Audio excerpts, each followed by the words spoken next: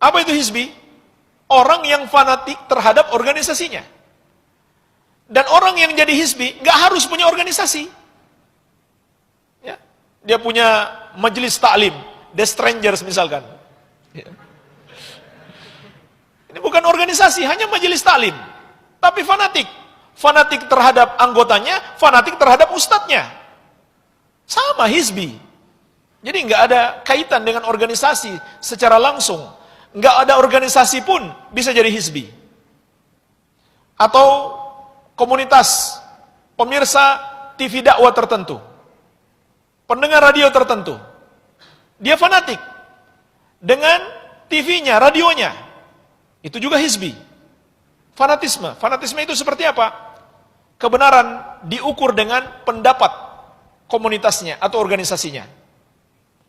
Walaupun dalil menyalahkan, tapi ustadznya bilang benar, dia ikut ustadznya. Atau dia ikut pendapat organisasinya.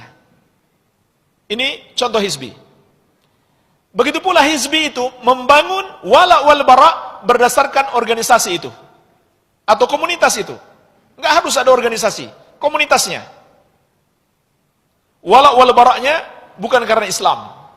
Sehingga orang yang seorganisasi lebih dia cintai. Dibandingkan yang tidak seorganisasi, walaupun dia lebih takwa. Seharusnya lebih takwa, makin kita cintai. Walaupun tidak sekomunitas dengan kita. Begitu pula kita menuntut ilmu.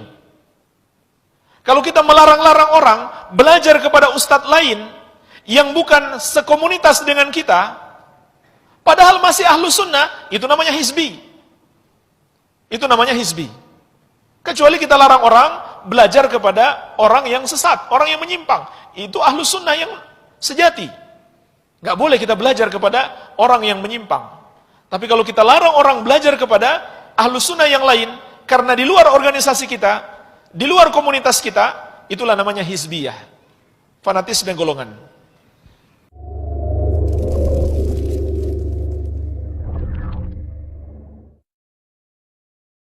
Nggak cukup musuh-musuh Islam ngincer kita.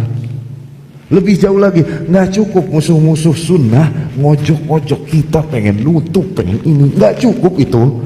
Segala sesama ahlus sunnah juga kita ribut, masih belum puas sama ribut yang itu. Hah? Kenapa nggak kenyang-kenyang ribut? Kalau memang ustadz yang satu menyeru kepada sunnah, menyeru kepada tauhid, yang satu juga menyeru kepada sunnah, kepada tauhid, sana-sana ustadz.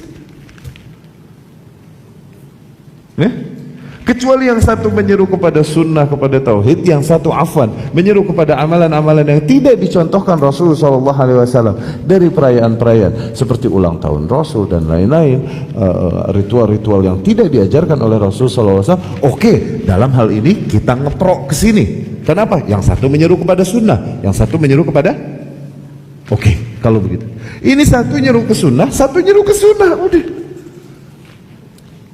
Kalau yang satu tahu sahih doif, yang satu nggak tahu sahih doif, oke, mereka khilaf, kita ikut yang tahu. Tentunya kita ikut yang lebih berilmu dong, iya gak? Yang satu dalilnya sahih, yang satu dalilnya doif, kita ikut yang dalilnya sahih, iya gak? Ini dua-duanya tahu dalilnya sahih apa doif, tahu hadis sama-sama sahih doif, dua-duanya juga hadisnya sahih. Hujah yang digunakan masing-masing satu sama lain untuk ngehantam satu sama lain, itu hujah-hujah yang sahih. Terus mana yang mau diikutin? Kalau lagi kafir sama muslim yang ribut, kita ikut muslim. Kalau lagi syirik sama tauhid yang ribut, kita ikut tauhid. Kalau lagi sunnah sama bid'ah ribut, kita ikut yang sunnah. Tapi kalau lagi sunnah sama sunnah itu, dua-duanya berilmu, dua-duanya tahu sahih doif, yang ini tahu sahih doif, yang ini tahu sahih doif, yang ini tahu usul fikih, yang ini tahu usul fikih juga, untuk berkesimpulan, untuk beristimbat. Maka permasalahan ribut mereka nih di mana lagi? Satu jawabannya, di hati. Masalah hati yang bikin mereka ribut. Tadinya mungkin kita bilang, oh yang ini tahu dalil, yang ini nggak tahu dalil. Nggak mungkin, dua-duanya pinter. Oh yang ini satu hadisnya doif, yang satu hadisnya sahih. Gak mungkin, dua-duanya bisa meneliti hadis. Terus apa yang bikin mereka ribut sisanya? Oke?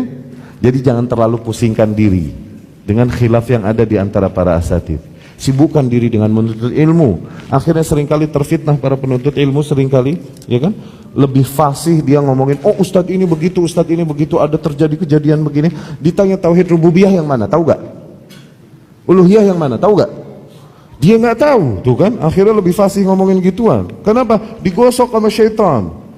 Jangan pedulikan khilafiyah selama ustadz-ustadz tersebut masih menyeru kepada sunnah. Tetap sisanya manusia masih memiliki kekeliruan. Semoga Allah Subhanahu Wa Taala mempersatukan hati kita. Dan kita tidak boleh menjadikan ucapan seseorang, sebuah kelompok, sebuah lembaga sebagai patokan kebenaran. Pokoknya ini dikatakan Ustadz Fulan pasti benar. Anak ikut pokoknya. Nunut sudah. Nanti masuk surga bareng. Nggak boleh. Kalau mau bareng masuk surga sama Nabi SAW. Oleh karena itu Imam Syafi'i rahimahullahu ta'ala mengatakan, "Idza sahhal hadits fahuwa madhhabi." Kalau hadisnya sahih, itu madhabku.